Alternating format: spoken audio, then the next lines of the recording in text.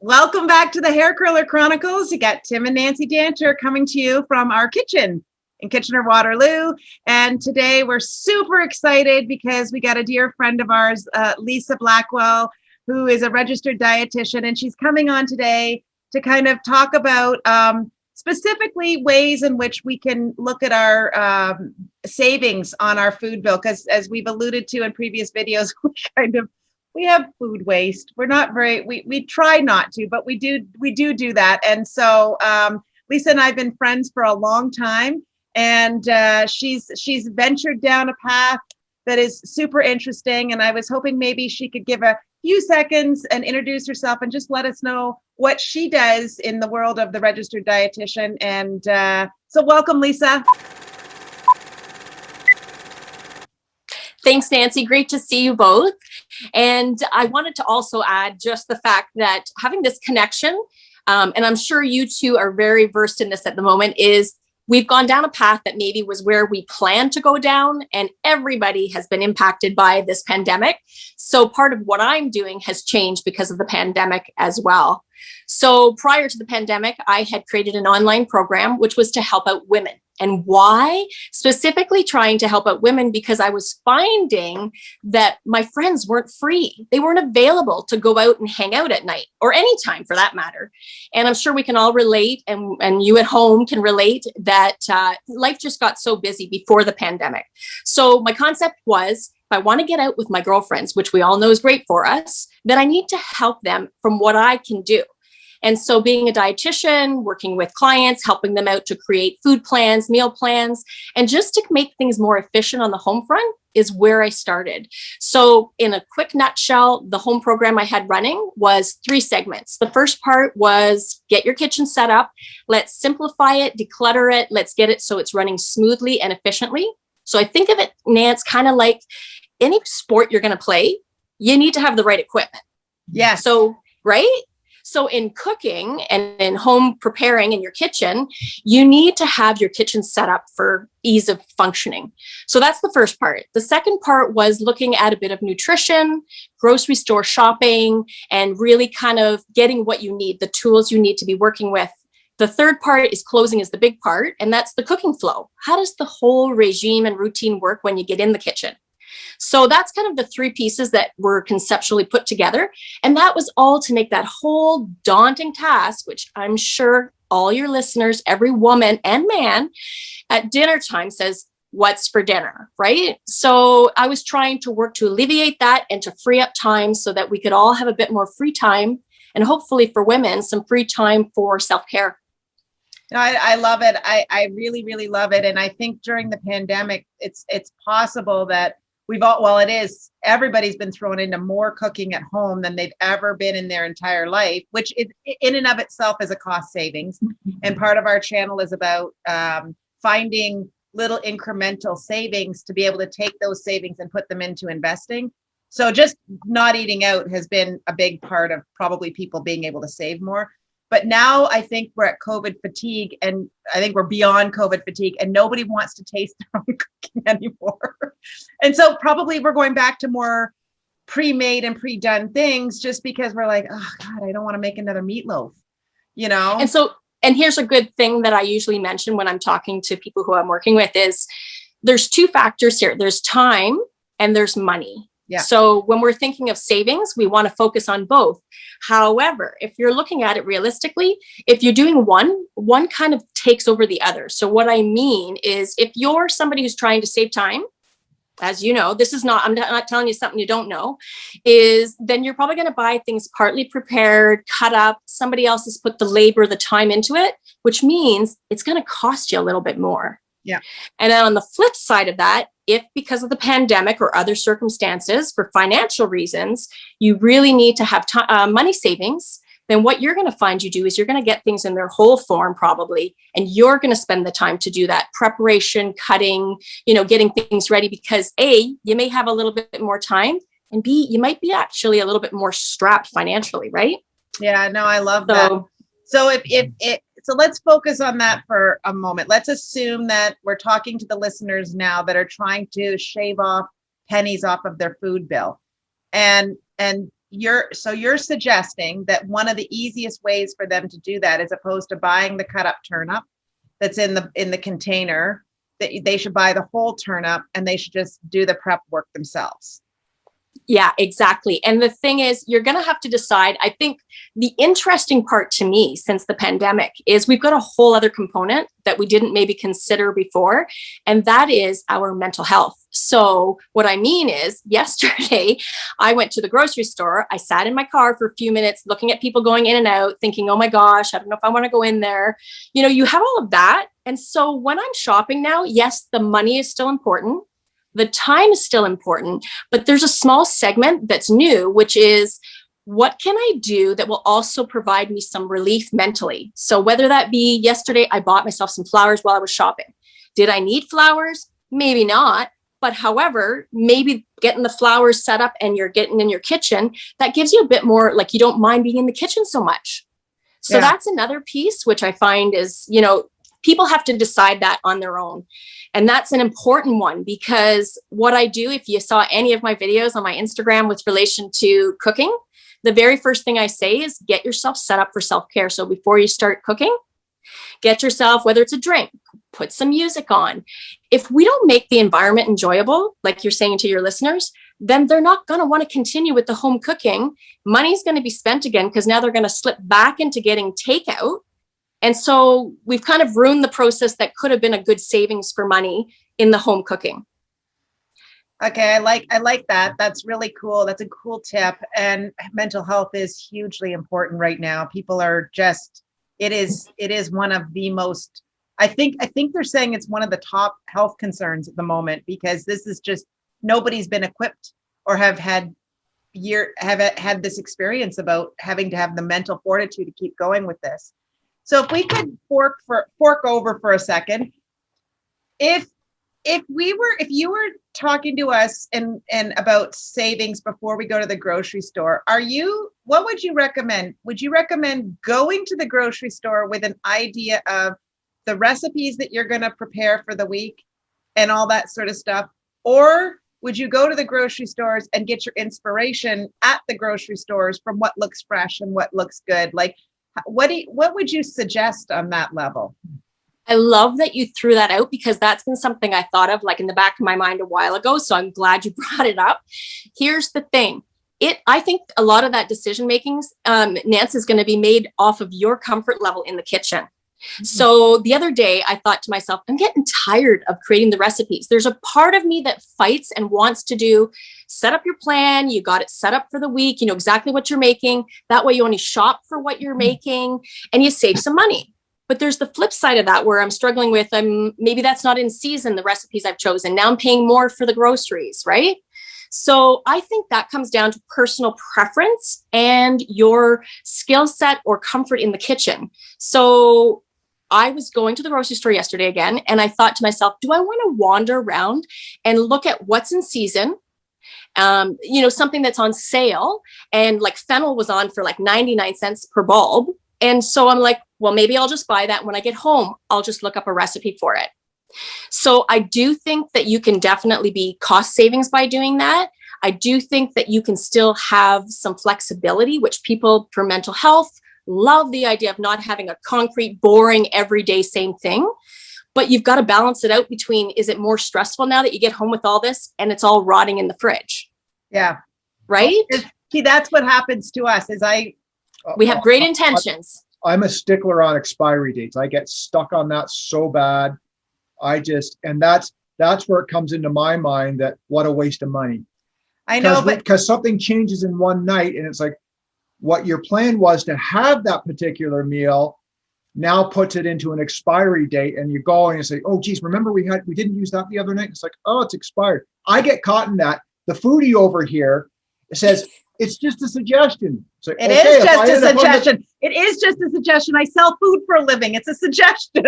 You know what? I love that you brought that topic up too, because that's part of what I had in my program that I had running online. We did a whole segment on cleaning out the fridge and on expiry dates / best before dates. And I agree with you, Nancy. And I've gone through and I've done videos on it as well about how much and what's an actual date. Because if we think about what the consequence is, that helps us to decide whether we're keeping something or not. And for me, being a dietitian, if it's got a protein source, if it's exposed to water, it doesn't have sugar or salt to bind it, those are all determinants of whether it is technically, kind of like Tim said, pitch it versus hold on to it. That's a suggested expiry date. So there's definitely value in that. But I think, like I said, I've done a segment on it before. It's something that I know people are usually trying to decide. And you'll have people that are sticklers, and you'll have people that literally do the sniff test, which I do not recommend as the safety test of whether the food is okay.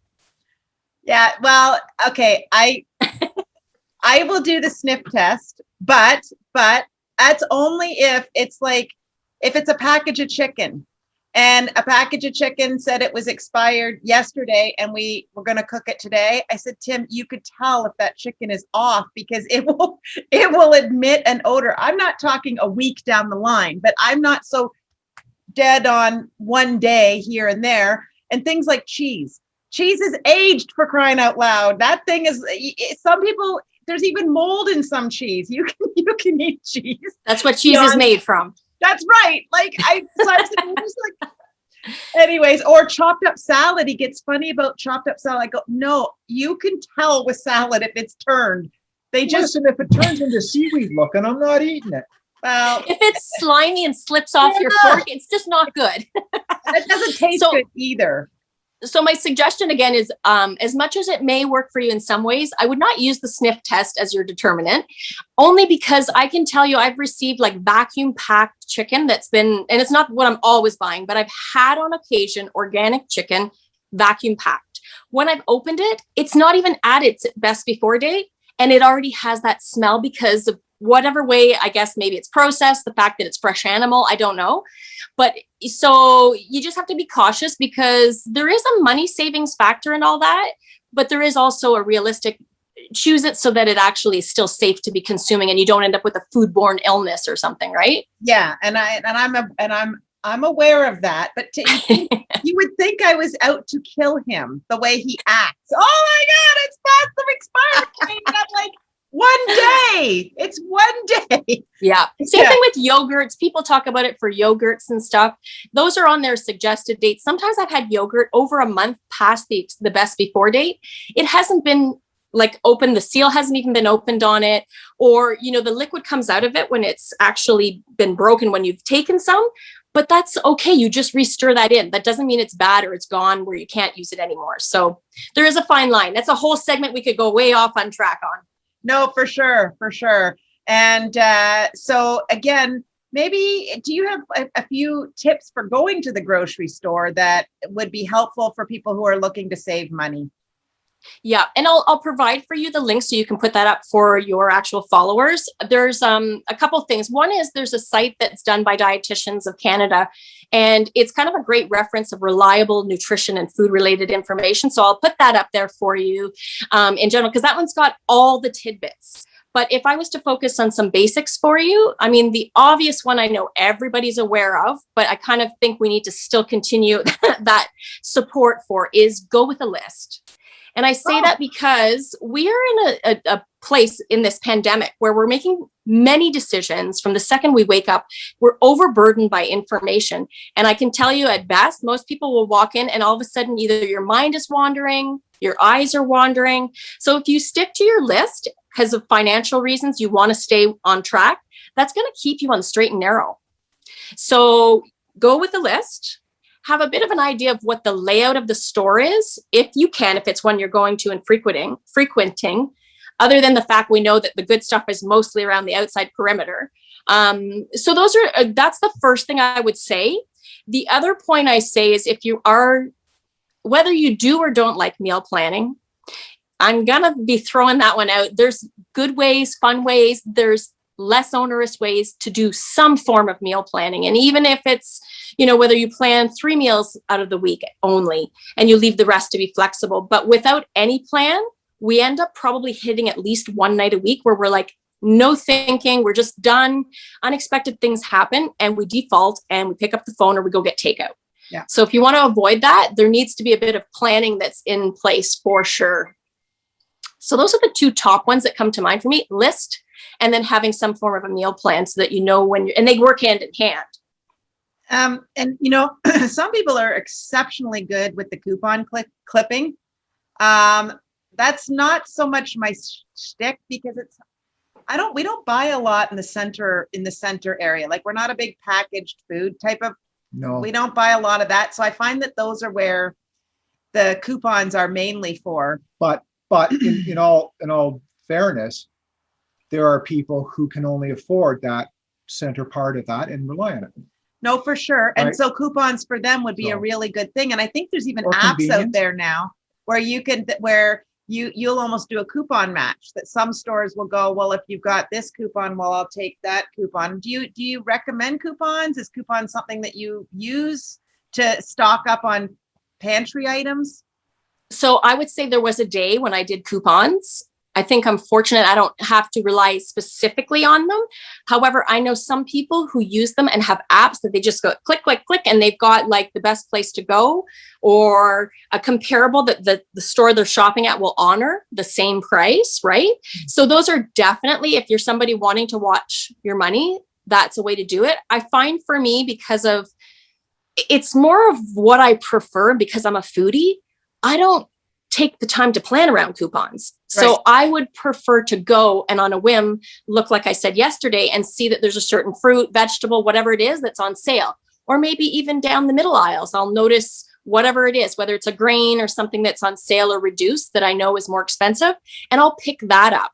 So, but again, that's where you've got to either have a comfort in the kitchen or you've got to at least buy what you know you can make something with, or that you at least have a place when you get home that you can go online and find out what recipes you can make with it. Yeah. So I think it comes back to that point I said, as much as it's tiring for us or it's one more thing, with even minute planning, you just need to take it, whether it's 15 minutes and plan out what you're doing for the next day, or so that when you go into the grocery store, you're buying to support what the week holds for you. No, I like that. I like having a plan. And I would say, from being in the food industry myself, that there's inflation is going to hit us, and it's already started to hit us with regards to food. And I get reports all the time, like almost like I'm a commodity trader, so a little bit, so I have an idea of what's coming up. Like, I know oils are going to be a big problem. It's gone parabolic on the price of it. I had to send out notification to our customers about the price of oil. So you're going to notice that if you go to McDonald's and have some French fries, your French fry price is going to go up because the cost of the oil to fry the French fries is going right through the roof. So manufacturers are going to start doing weird stuff so that the end consumer doesn't realize that they're getting hit with a higher food cost. So I think one of the tricks that I've noticed the most is that we used to get bricks of cheese, those long bricks of cheese for $7.99. They were big and they were wide and they were fat, right? Like they were big bricks of cheese for $7.99. Now $7.99 gets you a really skinny, the length is still the same, but they've cut it off. So I think it's learning a bit about when you're looking at the cost of these things, is to figure out how you get it down to a portion cost, because that is truly one of the ways that you can figure out whether this is a high cost item or not.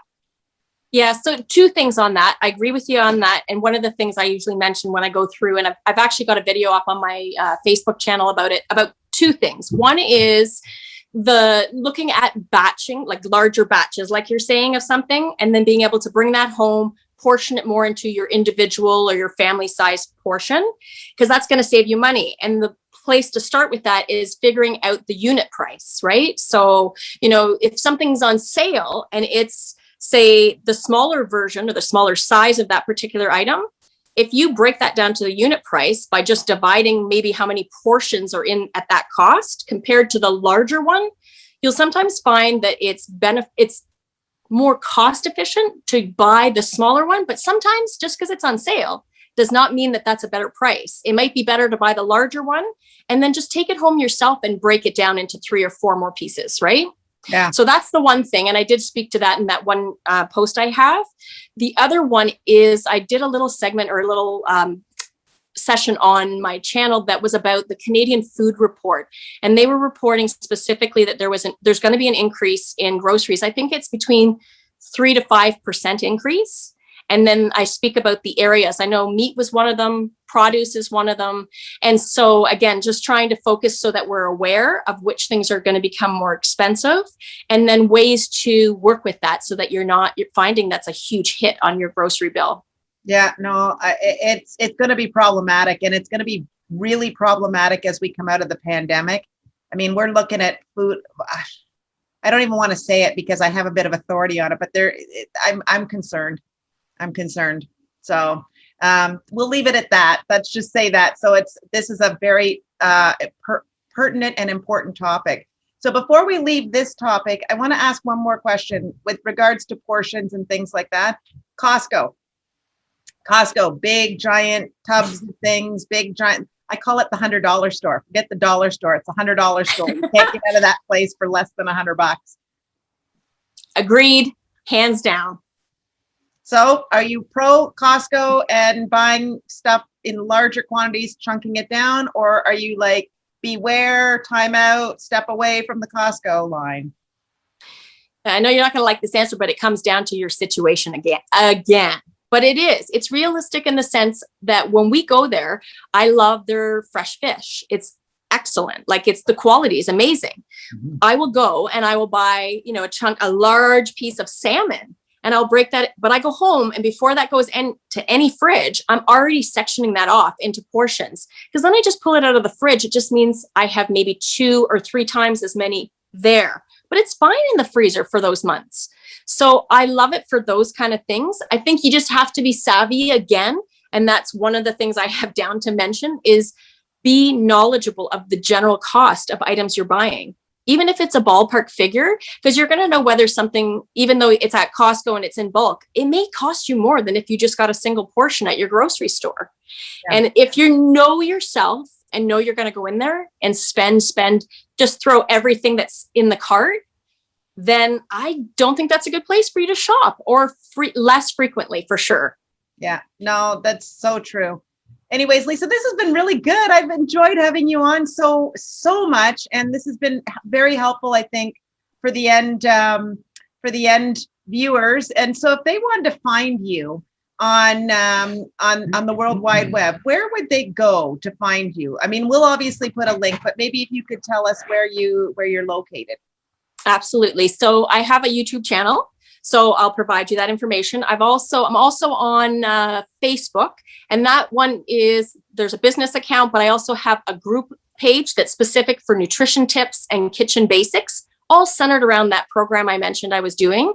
And so you're more than welcome. And anybody who's interested and wants some reliable information, as a dietitian, I find I can at least provide that to you.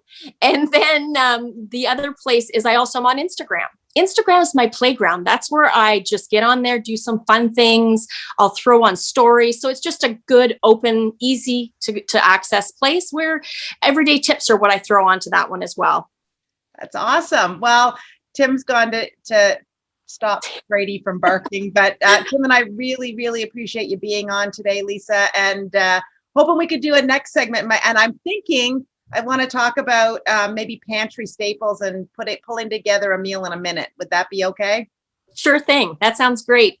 Awesome. Thanks for having me on. Thanks, Lisa. Take care. Take care. Bye. Bye. Welcome back to the Hair Curler Chronicles. Tim and Nancy Danter coming to you from our kitchen in Kitchener-Waterloo.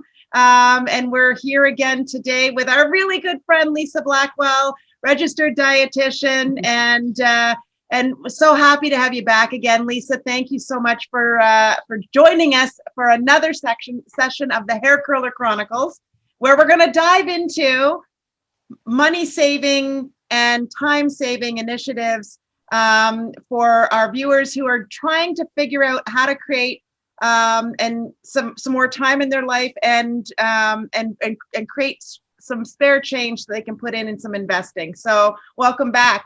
How are you? I'm doing well. Thanks for having me back. Yeah, it's been a sunny day. First day of spring, eh? Wonderful. Yeah, it's nice to finally get some sunshine.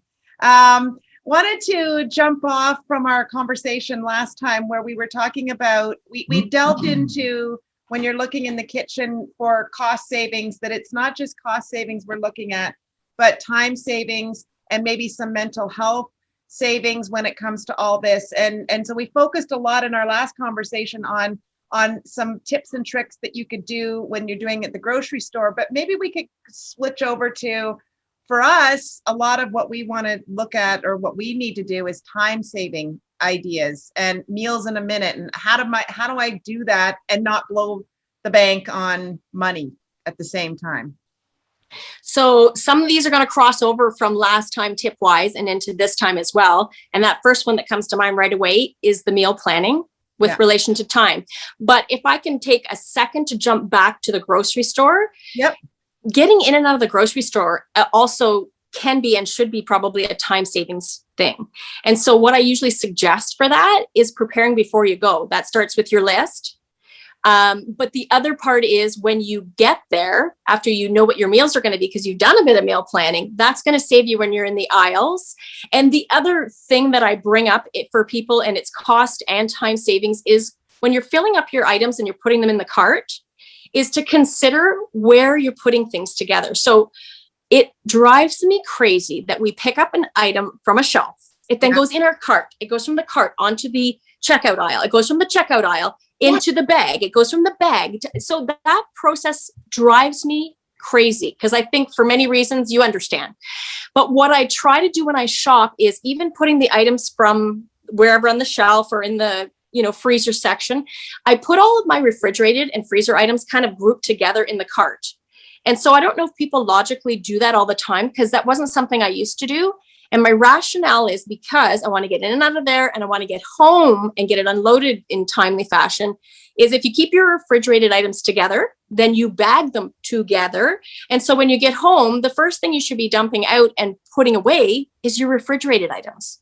So that's kind of a tip that I find is helpful for time in the long run and that people just don't consciously think about. So keep them together in the cart, put them on the aisle together, and then bag them together and put them away together. Does that make sense? Yeah. It's funny you use that example because I say that all the time. I have to get it off the cart to put it into here and then the here and to here and then on here. And I said, it's just me loading and unloading stuff all the time. So yes, I get that. I did group things like I put my fresh vegetables and fruit together, and I always put my raw meat together. And I always have my raw meat bagged separately from the fruits and veg because I get that from working in restaurants is that you don't want to by any chance have something bleed out that you didn't, but through no fault of it own, it should go in a separate bag and it shouldn't be anywhere near something that could be cross-contaminated. But I didn't think about the freezer stuff and having it in one bag. That's a good time-saving tip.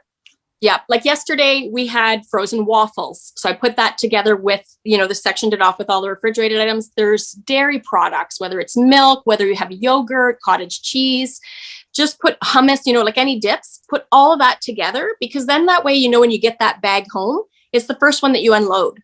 Yeah. So I got a question for you. Yeah. Do you bag? What are you looking at? I've been quiet long enough, and all the comments say he never says anything. So all the fruits and vegetables that are not packaged in the fresh fruit department, do you suggest putting them in plastic bags that are provided or not? It's a tough one now with the pandemic, Tim. So that's a really good question. I have my own little, mesh black bags, and I love them. I find right now in the pandemic, I'm not using them. So I'm using plastic right now. And then when I'm getting home, we have an area where they'll recycle and take those. So I just keep all the plastics together. So that's another thing when I think about what I display and tape for myself when I'm doing the videos for meals and cooking and preparing. And one of the things I say on your own cooking flow is Get yourself a compost bag, put that on your counter, get yourself access to recycling and to plastic bags or whatever. So at least if you're gonna use plastic bags, when you're doing the meal, you're putting them all together and they can hopefully get maybe recycled or it can get sent off together. It's kind of not my ideal because before that we were doing bags and bins and bringing your own. But with the pandemic, I don't know, it's just been a bit of a hit and miss. I think I'm not at the comfort level yet to go back to my mesh bags, but it will definitely be my go-to shortly. Yeah, Tim bags everything. I'm less bagging everything because I'm thinking, well, it's all sitting out there anyway. So why would I bag it to then bag it again? But I do have. We do reuse those. So what those we plastic do, bags. we do reuse those plastic bags for the next shop to put the meat in. Like I take all those plastic bags and I put them We in save my them from this week's shop. Next week we'll use that to put the ground beef in at the store, so it's more contained. So we're not using another bag. Yeah. We're just saying, anyways. So and that's where I'm saying I find it's tough to figure out your comfort level right now because of the pandemic. For a while we weren't even allowed to bring our bags in, right? Yeah. So now I'm like, so anything that I bring out of the store, there's always the thought of the possibility of what is it brought with it or what am I bringing back to reuse it? So again, I don't think we're out of the clear, but is there a chance? Is it microscopically a certain percentage? Do you know what I mean? Yeah. So that's a tough call, but I like that question because I could tell you in a world where I'm not concerned about the pandemic, I would definitely be. I have bags, I have bins, I have, freezer or container bags with filters in them and stuff. And I'm using those and I'm using my mesh bags for produce. And I can tell you, I'll tell you this funny thing. My mother-in-law has approached people who decide to put their bananas in bags because she feels it's a waste of plastic because the bananas are peeling. Nobody eats the peeling. Why would you waste a bag for your bananas? So it's just, I think it's good for us to have the forethought of maybe when you're deciding, what is it you're doing with that food? So if I take for granted maybe a lime or a lemon, I'm going to maybe be using that on a drink in my glass with liquid. I don't want that rolling on the aisle and the checkout. And I don't know, even if I wash it, there's more touch points. Yeah. So I'm going to put my limes and lemons in a plastic, even if it seems a little bit repetitive. You know what I mean? Yeah. Yeah. No, totally. So, okay. So for Tim and I, we were pretty blunt on our previous call that we bleed money when it comes to food. I think we've gotten better over the years about it, but there isn't a single week that doesn't go by that I don't throw something out that I've bought or I haven't used or whatever. And so I guess maybe a couple of ideas or suggestions, because we can't be the only ones that are throwing food out. Like we just can't be. And do you have any kind of comments or suggestions for stuff like that? Yeah. And it comes down to a segment that I did on refrigerator clear out and clean out and how to stock and properly know how to lay out your fridge. So I can't know for sure what everybody's doing for me because that's how I function. There's an organized kind of pattern in my fridge. And when it comes to food that I know needs to be seen so that it doesn't get forgotten, I always suggest putting it either right at kind of eye level in something clear. And specifically, if you know you're going to use it or you think you've planned it out to be used, then before you put it in the fridge, maybe wash it up and get it ready to go. Yeah. So let's say you got lettuce, if it's romaine or something, I would actually tend to take apart the leaves, wash them and paper towel dry them and leave the paper towel in the clear container I put them in the fridge. Could be a container, could be a clear bag. The thing is, I haven't chopped it into tiny pieces where they're going to rust and go brown, but at least the leaves are ready. And it's also, not only is that going to make sure it hopefully lasts longer, it's ready to go. And then it takes 2 seconds to chop it if you decide you want it for salad. Yeah. On the flip side of that, I know, and even I've been guilty for this, you got the whole ball or strand of romaine lettuce there, and you're like, I'd like a salad, but it's a lot of work. Okay, I'll skip the salad today. So whatever you can do that could kind of partly prepare things, that is one of my suggestions on your way back from grocery shopping is before you throw everything into the fridge, do you have something that you can kind of clear off and get it ready for its next use?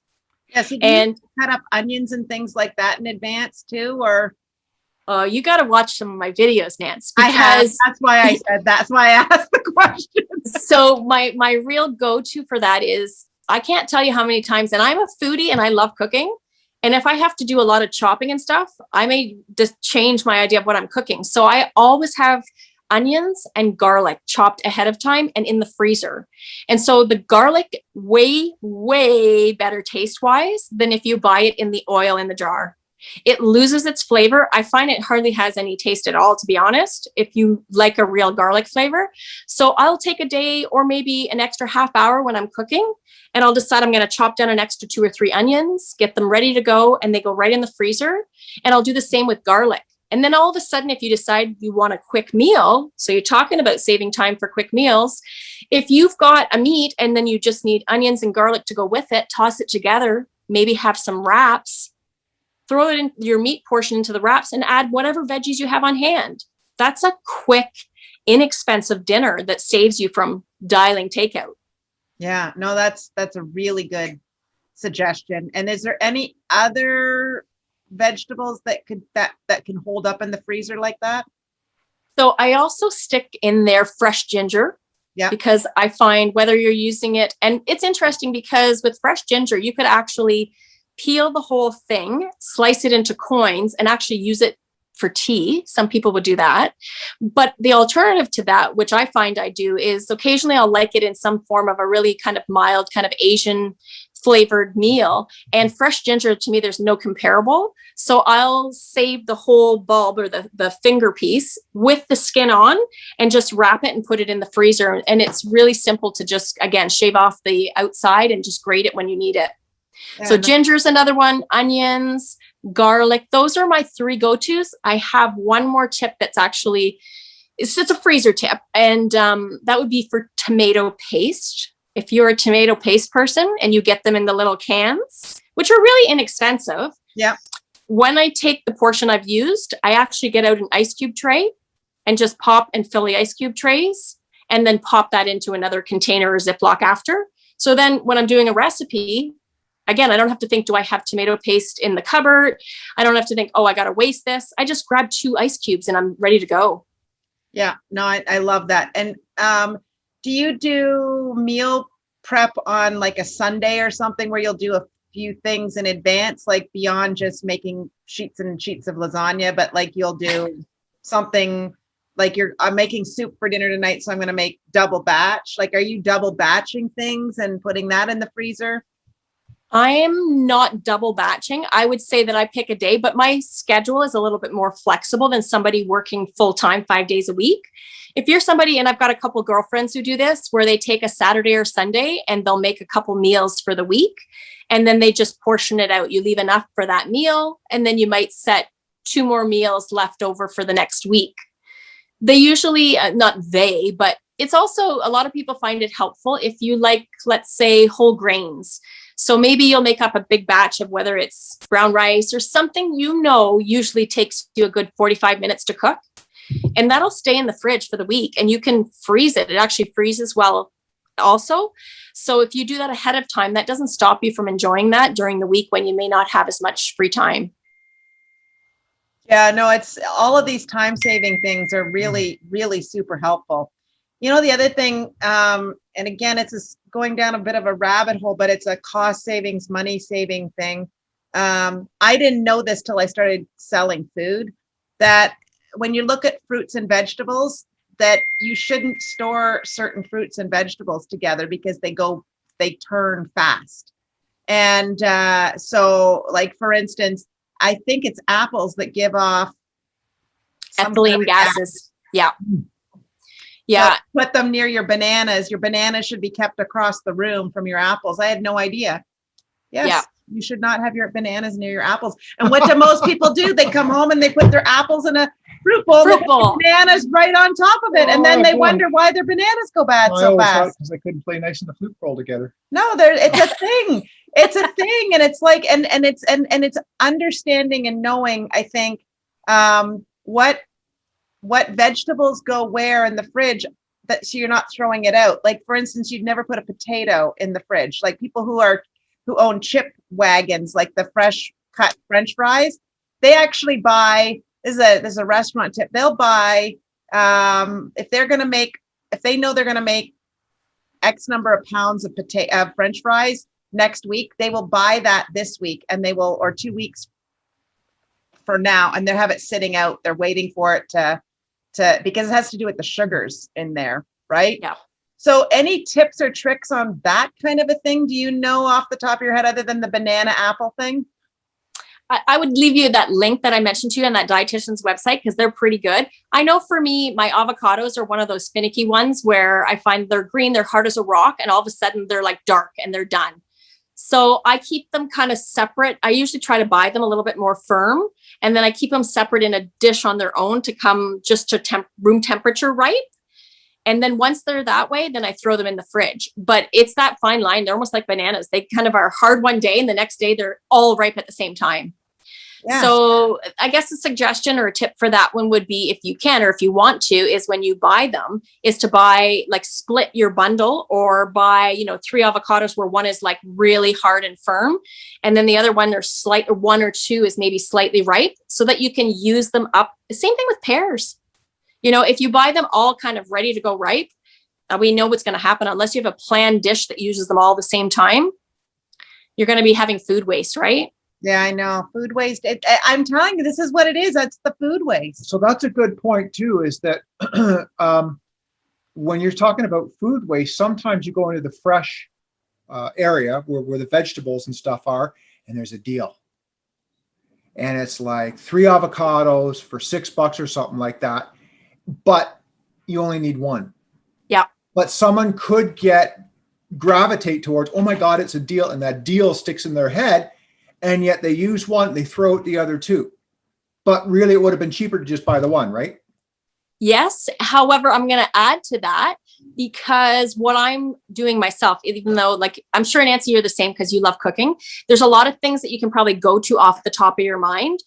For me, I'm trying to also create kind of like a favorites or a family favorites list of go-tos. So what I'm referring to is, if I see the avocados are on for a good price, or they look good, or there's a reason why I want to buy more than I think I need, then I've got either 2 or 3 items that I know I could do with it. So a quick guacamole, or lately I found there's a new recipe I've got to try out. This one sounds good. It's an avocado, and I think it's chocolate. It's a chocolate mousse and pudding with avocado in it.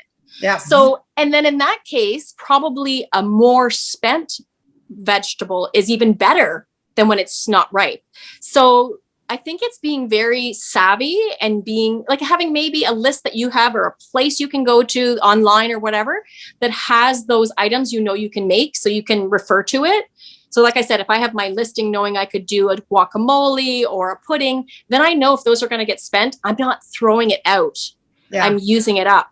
There was something else I was going to say. Oh, yes. Yesterday, again, grocery shopping, and I went to the peppers, and they were like full price, as expensive as they could be. They looked beautiful, but I didn't want to pay that price.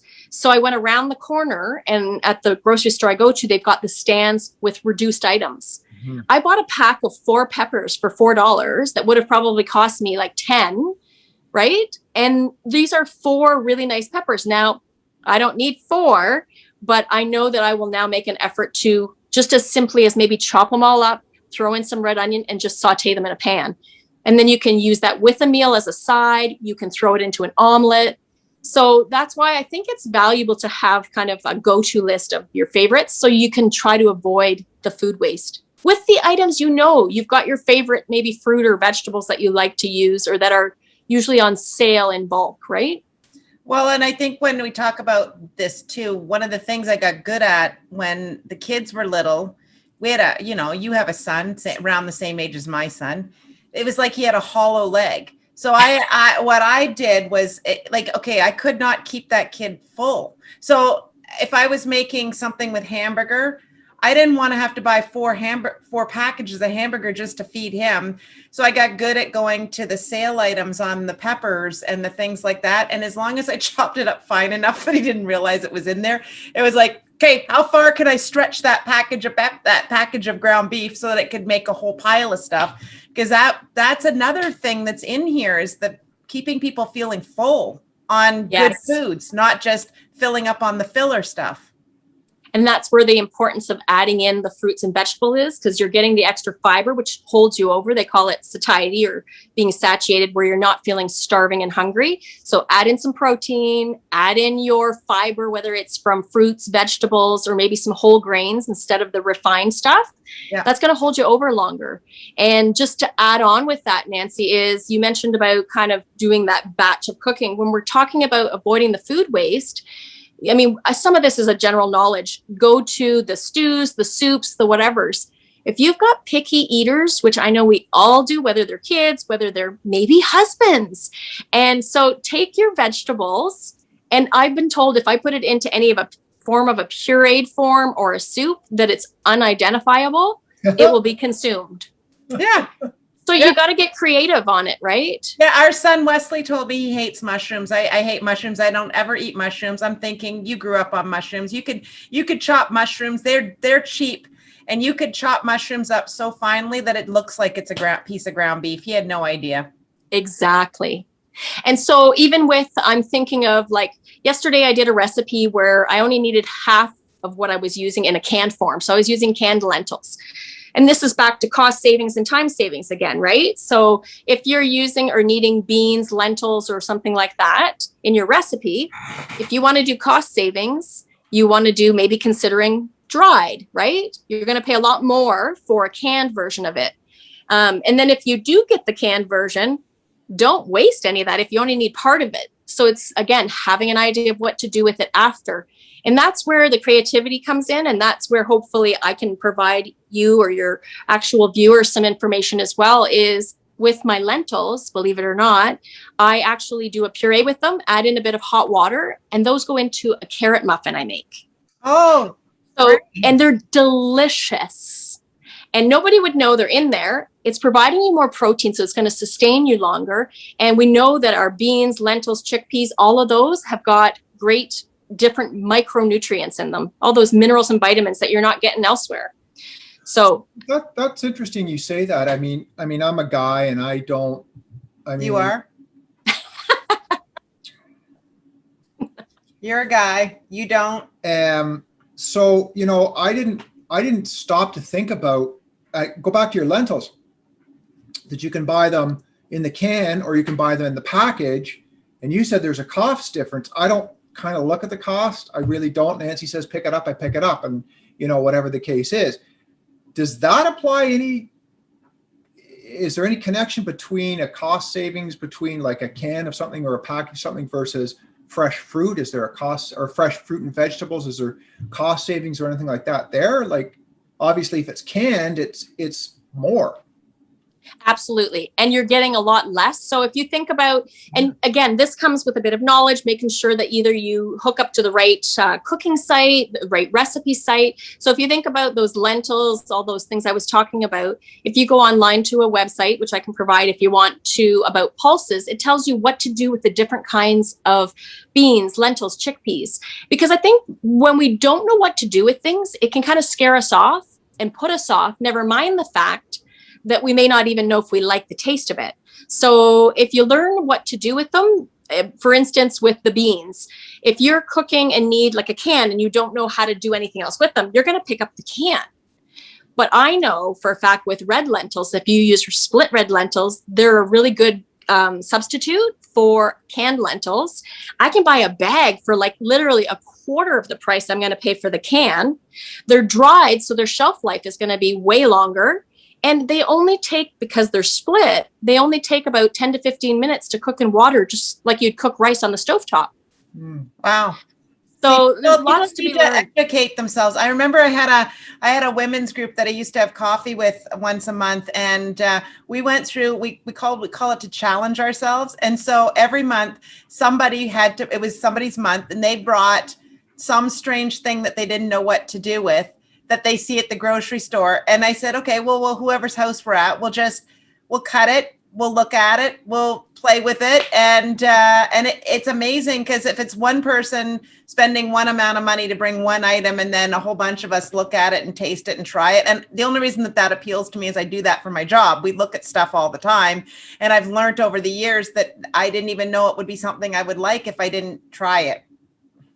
Hands down. And when I did some food demos in the past for women, actually through a cancer center. So I was doing a nutrition talk and a food demo at the same time in a kitchen in the facility they had. And I got exposed even to, different fruits, vegetables, because it was a plan that was already set up that I was repeating. But it was just incredible how much you can learn, but you need some exposure to it. And I think it helps because, not sure, I think you might be aware of this, but do you know what the number one deciding factor is on whether you try or like something? For a fruit or vegetable? Anything that you eat. I think it's how you look at it. It's with your eyes. Is it your eyes? Someone's opinion. It's taste. So I could tell you the best, most nutritious, gold star food you should eat. But guess what? The taste is what's going to win hands down every time. Yeah. So this is why there's some value in having, whether you do a little taste test, a challenge, whatever it is, it helps to get an opinion from somebody. Because I think when you don't know where to start, or it's a foreign food item, then you kind of want somebody who you trust food wise to give you a suggestion, but taste is going to be the factor. So at the end of the day, I could have you trying 5 things and I could show you the gold star that's nutrition wise. But if you prefer the taste over here, hands down, unless you're focusing specifically on a health illness that you have, taste is going to be what decides it for you. Yeah, that's amazing. When I worked at one of the restaurants I worked at, we were a test kitchen, and the chef that was working there at the time, super creative guy, like beyond creative. And I used to be, because I was their demographic at the time, middle-aged female, blah, blah, blah. So he would want me to taste things. And I, at the time, this was early on in my foodie kind of start of the world. I'd like, well, what is it? And he goes, so he would blindfold me and he wouldn't tell me what it was. He wanted to know what I thought of the taste. And ever since then, I'm open to tasting anything and everything. Because she still has to blindfold me though. I just don't tell you what it is. That's what it is.